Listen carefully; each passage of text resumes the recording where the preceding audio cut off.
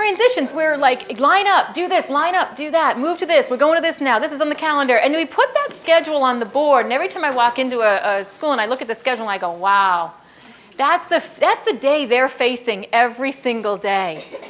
From 10 to 10:15, from 10:15 to 10:30, from 10:30 to 10:45, from 10:45 to 11:15. And then we do the craziness of, since when does something start and end and begin at the same time? Look at our schedules. 10 to 10:30 is math. 10:30 to 11 is reading, or whatever. How does math end at 10:30 and reading begin at 10:30? If you're a specialist teacher in here and you're doing art, music, PE, technology, and you have kids that are, the kids are late. Because my class starts at 10:45 and another class is lining up to get out. You're like, get out, 10:45, come in, 10:45. That's just crazy.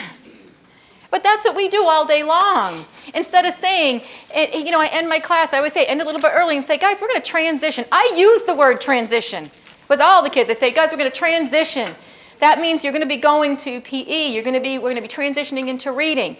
So I want you to take your math head and I want you to kind of put it in a place and think about what's coming at you for PE or art or what's coming at you for reading. So I want you to take just about a minute to make that transition in your brain. And then we're going to go ahead and shift our seats or line up or whatever it is. If you come into my room and I'm teaching art, you transition, you come in and I say, okay guys, we've now transitioned from art.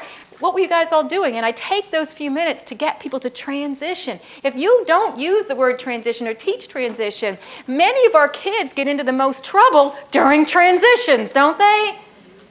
Yeah, because they can't handle it. And we, on average, have about 10 natural transitions in an elementary school day. And that doesn't count the transitions that we do within our classrooms.